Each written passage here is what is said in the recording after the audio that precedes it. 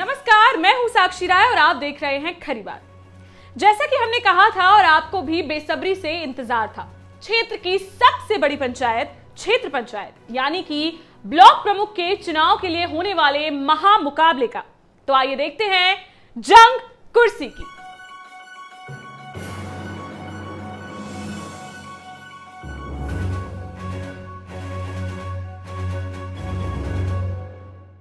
इस कार्यक्रम को हजारों लोगों ने पसंद किया है। हमें बहुत सारे लाइक और कमेंट्स भी मिले हैं। ब्लॉक के इतिहास और होने वाले चुनाव के रुझान को देखकर लोग जिला पंचायत अध्यक्ष और विधायकों का इतिहास और आने वाले चुनाव के समीकरणों पर भी खरी बात से जानकारी चाहते हैं। ये चैनल आपका ही चैनल है। हमारी जिम्मेदारी भी है कि आपको जो जानकारी कभी नहीं मिली और कहीं से नहीं मिली वो हम आपको उपलब्ध कराएं। जल्द ही हम लेकर आएंगे आपके बीच जिला पंचायत अध्यक्ष और बुंदेलखंड के विधानसभा क्षेत्रों का इतिहास और भविष्य। आइए शुरू करते हैं आज के ब्लॉक का इतिहास और चुनावी रुझान। वर्ष 1995 में देश में पंचायती राज लागू होने के पहले ब्लॉक प्रमुख चुनाव सांसदों विधायकों की नाक का सवाल होते थे। पूरे जिले की निगाहें गांव-गांव में होने वाले प्रधानों के चुनाव पर टिकी होती थी। प्रधान ही राजनीति की मुख्य भूमिका में होते थे। प्रधान के हाथों में गांव की पूरी बागडोर तो होती ही थी, साथ ही ब्लॉक प्रमुख और जिला पंचायत सदस्य भी प्रधानों के द्वारा ही चुने जाते थे। उस समय चुनाव में धन बल का कोई खास प्रभाव नहीं था। सामाजिक सेवा और कांग्रेस सत्ता से नजदीकी ही प्रत्याशी बनने की डिग्री मानी जाती थी। बुंदेलखंड के जनपद झांसी मुख्यालय के कुल 8 ब्लॉकों में सबसे दूरी का ऐसा ब्लॉक जहां आजादी की लड़ाई के पहले से ही अंग्रेजों के खिलाफ विद्रोह का झंडा उठा लिया गया था। धार्मिक नजरिए से देखें तो मुनि विश्वामित्र यहाँ ऋषियों मुनियों की रक्षा के लिए श्री राम और लक्ष्मण को लाए थे। मुनि विश्वामित्र की तपोस्थली कहे जाने वाली इस पवित्र भूमि जहां के कई गांव आज भी विकास की राह देख रहे हैं। हम बात कर रहे हैं झांसी जिले के ब्लॉक गुरसराय की। 72 ग्राम पंचायतों वाले ब्लॉक गुरसराय का ज्यादातर संपर्क व राजनीतिक रिश्ता मौरानीपुर विधानसभा से रहा है।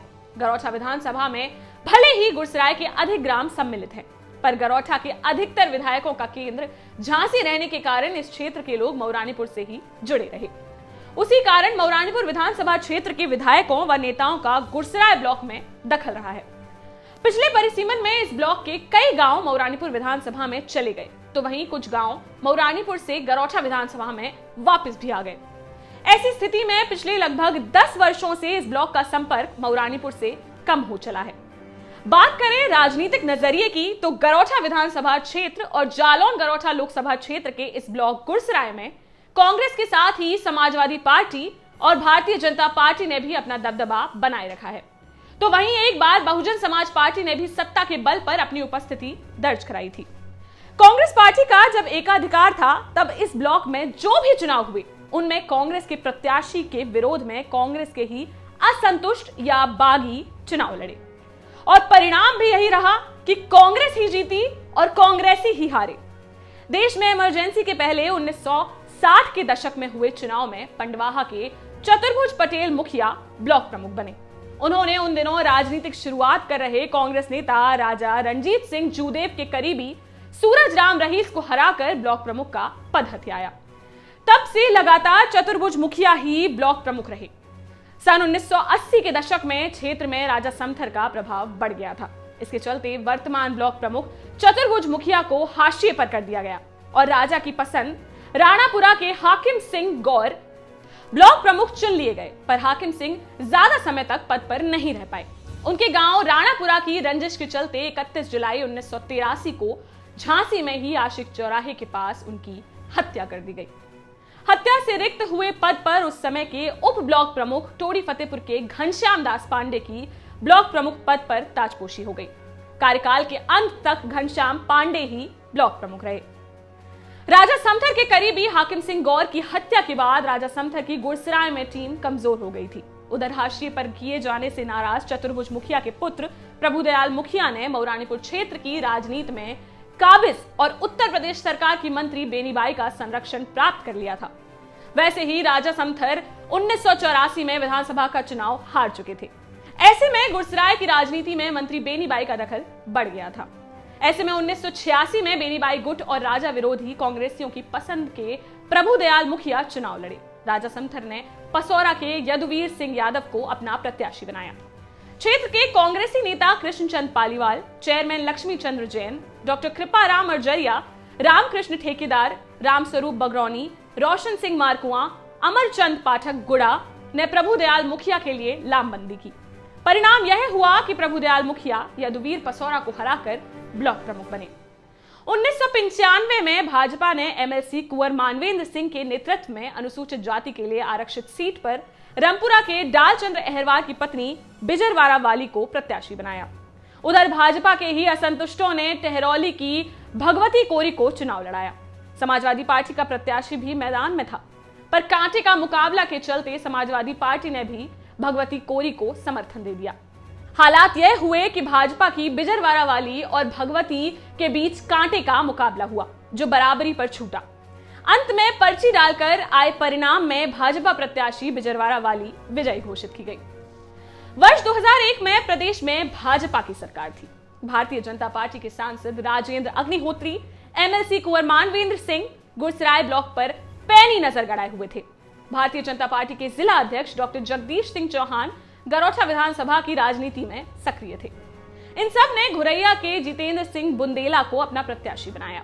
उधर प्रदेश में 2 बार सरकार चला चुकी मायावती की बहुजन समाज पार्टी भी अपनी स्थिति मजबूत बनाती जा रही थी। भाजपा प्रत्याशी के विरोध में बहुजन समाज पार्टी ने डॉक्टर कैलाश राजपूत बसारी को अपना प्रत्याशी बनाया। कड़े मुकाबले में जितेंद्र सिंह बुंदेला 3 वोटों के नजदीकी अंतर से जीतकर ब्लॉक प्रमुख बने। प्रत्याशी तो समाजवादी पार्टी का भी लड़ा, लेकिन तीसरे नंबर पर रहा। 2006 के चुनाव में प्रदेश में समाजवादी पार्टी की सरकार थी। पिछले 2 बार से ब्लॉक के चुनाव में मजबूती से लड़ने वाली भारतीय जनता पार्टी की प्रत्याशी और नेताओं का कहीं भी अता पता नहीं था। ब्रजेंद्र व्यास डमडम महाराज गरौठा से बसपा के विधायक थे। समाजवादी पार्टी ने सांसद चंद्रपाल सिंह यादव के करीबी पसौरा के मुन्नीलाल आर्य को अपना प्रत्याशी बनाया। समाजवादी पार्टी ने नामांकन में ही इतनी मजबूत किलेबंदी की कि बसपा प्रत्याशी पर्चा ही नहीं भर सके। बसपा प्रत्याशी और समर्थकों को पीटने के साथ ही पर्चा नहीं भरने देने के आरोप भी लगे, पर सपा प्रत्याशी मुन्नीलाल निर्विरोध चुनाव जीतकर ब्लॉक प्रमुख बने। अगले साल ही सत्ता परिवर्तन हुआ, प्रदेश में बसपा की सरकार बनी।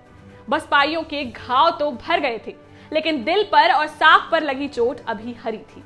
बसपाइयों ने रातों रात जोड़ तोड़ बिठाकर मुन्नीलाल का विश्वास करा दिया और उपचुनाव में इटौरा की कस्तूरी दलपत अहरवार निर्विरोध ब्लॉक प्रमुख बन गई।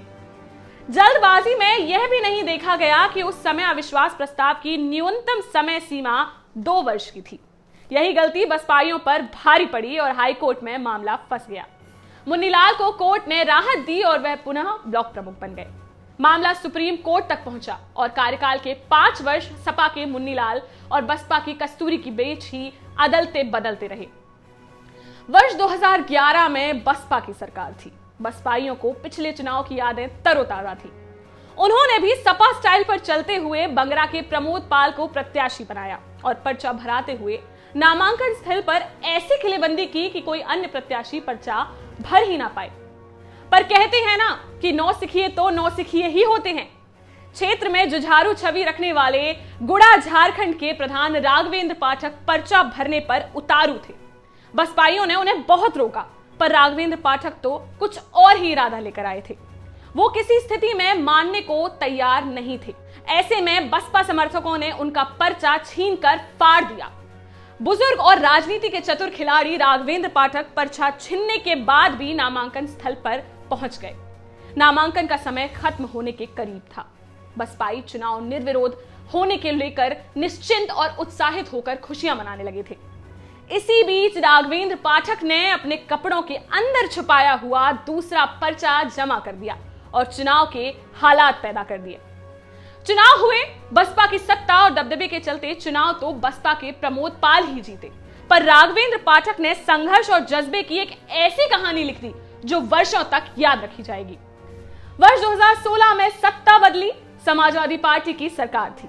सपा के दीप नारायण सिंह यादव गरौठा के विधायक थे। सरकार का इतना दबदबा था कि ना बसपाई कहीं नजर आए, ना ही भाजपा के लोग दिखे। सीट अनुसूचित जाति के लिए आरक्षित थी। जिस पर वरिष्ठ सपा नेता अशोक सिंह परमार के करीबी चतुर्थाई के मुकेश अहिरवार को समाजवादी पार्टी ने प्रत्याशी बनाया और नामांकन के दौरान सन्नाटे के बीच वह निर्विरोध चुनाव जीतकर ब्लॉक प्रमुख बने। इस बार बीडीसी बनने वालों का जातिगत समीकरण देखें तो 71 सदस्यों वाले इस ब्लॉक में 18 अहिरवार, 4 पटेल, 5 ठाकुर, 6 यादव, 3 ब्राह्मण, 4 लोधी, 5 श्रीवास, 2 कुशवाहा, 5 बरार, 3 नाई, 3 मुस्लिम, 2 साहू तथा एक सदस्य कायस्थ, चौरसिया, राय, बढ़ई, खांगर, भरभूजा व अन्य पिछड़ी जातियों के हैं। आने वाले चुनाव के लिए जो तस्वीर यहां बनती दिख रही है उसमें पिछले चुनाव में निर्विरोध जीतने वाली समाजवादी पार्टी अभी तो पूरी तरह चुनावी परिदृश्य से बाहर ही दिख रही है। बहुजन समाज पार्टी का भी दूर दूर तक कोई अता पता नहीं है। जो भी दावेदार हैं लगभग सभी सत्ताधारी दल की नाव में बैठकर ही चुनावी वैतरणी पार करने की कोशिश कर रहे हैं। हालात यह है कि भारतीय जनता पार्टी से दावेदारी करने वालों में पद्मा टीकाराम पटेल, गुड्डी रानी जितेंद्र पटेल, साधना राजे जितेंद्र बुंदेला, चेतना सत्येंद्र खरे और ज्ञान प्रभा जितेंद्र परिहार ने भारतीय जनता पार्टी से टिकट के लिए आवेदन किया है। सभी दावेदारों के पास समर्थकों की संख्या को लेकर अपने अपने दावे हैं। 2 दशक पहले ब्लॉक प्रमुख रहे जितेंद्र सिंह बुंदेला घुरैया की पत्नी साधना राजे अपने को मजबूत दावेदार मानते हुए लगभग 1 दर्जन से अधिक सदस्यों के साथ होने का दावा कर रही हैं। उन्हें जातिगत समीकरणों के चलते टिकट मिलने का पूरा भरोसा है। उधर भारतीय जनता पार्टी से वर्ष 2012 में विधानसभा का चुनाव लड़ चुके टीकाराम पटेल की पत्नी पद्मा पटेल भी प्रमुख दावेदार हैं। पद्मा पटेल अपने को संगठन का प्रत्याशी मानती हैं। लगभग 28 से अधिक सदस्यों के समर्थन का दावा करने वाली पद्मा टीकाराम पटेल को पार्टी के प्रति निष्ठा, संगठन के समर्थन और विधायक सांसद के समर्थन का पूरा भरोसा है। रनियारा से सदस्य गुड्डी रानी पटेल भी भाजपा से दावेदारी कर रही हैं। उनके पति इंजीनियर हैं। उनकी ससुराल दतिया मध्य प्रदेश में है। गुड्डी रानी पटेल का दावा है कि वो भाजपा की समर्थक हैं और उनके पास 2 दर्जन से अधिक सदस्यों का समर्थन है। चतुर्थाई से निर्वाचित श्रीमती चेतना सत्येंद्र खरे भी मजबूती से दावेदारी कर रही हैं। उनके पति सत्येंद्र खरे भूमि विकास बैंक गरोठा के अध्यक्ष और भाजपा के जिला मंत्री हैं। वह भी जिला पंचायत चुनाव संचालन समिति वार्ड मारकुआ की महिला प्रमुख रही हैं। उनका दावा है कि उनके परिवार का भाजपा के प्रति समर्पण उन्हें टिकट दिलाने में मदद करेगा। जुमरई से निर्वाचित सदस्य ज्ञान प्रभा जितेंद्र सिंह परिहार ने भी अपनी दावेदारी मजबूत बताई है। उनका दावा है कि उनके परिवार का पार्टी में लंबे समय से सहयोग रहा है। टिकट उन्हीं को मिलेगा। उधर एक नए घटनाक्रम में 2 प्रत्याशियों के बीच गठबंधन की भी खबरें आ रही हैं। बताते हैं कि गुड्डी रानी पटेल और साधना राजे जितेंद्र बुंदेला ने आपस में एक दूसरे के नाम पर सहमति जताते हुए समर्थन देने और लेने का ऐलान किया है। यह बात अलग है कि दोनों ही अपनी दावेदारी मजबूत बता रहे हैं। खबरें तो यह भी हैं कि अगर इस गठबंधन के पक्ष में भाजपा का निर्णय नहीं आया तो चुनाव में कुछ नए समीकरण भी बन सकते हैं। सबके अपने अपने दांव हैं। अभी विपक्ष के हाथ खाली ही दिख रहे हैं। सब कुछ सत्ताधारी दल भाजपा के इर्द गिर्द ही घूम रहा है। भाजपा में टिकट वितरण के दंगल पर ही विपक्ष नजरें गड़ाए बैठा है। टिकट फाइनल होने के बाद जिसकी पतंग कटेगी, विपक्ष कटी पतंग को लूट कर ही अपना खाली दामन भरने की तैयारी में है। चुनाव की तिथियों को लेकर सरकार का कोई इशारा नहीं मिलने से चुनावी जंग अभी निर्णायक दौर में नहीं पहुंची है। चुनाव में अभी वक्त है। राजनीति के धुरंधरों ने अभी पासे फेंकने शुरू नहीं किए हैं। बिसात बिछने को हैं, गोटें बिठाई जा रही हैं। यह राजनीति है, एक पल में इधर और दूसरे पल में उधर। ऐसे में चुनाव के रुझान को स्पष्ट करना अभी जल्दबाजी होगी। पर गुरसराय ब्लॉक की राजनीति जोड़ तोड़ उठा पटक पर रहेगी हमारी पैनी नजर। और ऊंट किस करवट बैठता है फिर लाएंगे हम आपके सामने। इंतजार करिए हमारे अगले विश्लेषण का, जंग कुर्सी की। आज का विश्लेषण आपको कैसा लगा ये वीडियो को लाइक करके और नीचे कमेंट करके हमें जरूर बताएं। नीचे लाल रंग में दिए गए सब्सक्राइब बटन और बेल आइकॉन को भी दबाइए जिससे हमारा अगला वीडियो हो आपके सामने। इसके साथ ही हमारे फेसबुक और इंस्टाग्राम पेज खरी बात न्यूज को भी फॉलो कीजिए ताकि हम उठा सके आपकी आवाज। तैयार रहिए, जल्द ही मिलते हैं आपसे जिले की किसी अन्य ब्लॉक के रुझान को लेकर। देखते रहिए खरी बात साक्षी राय के साथ। नमस्कार।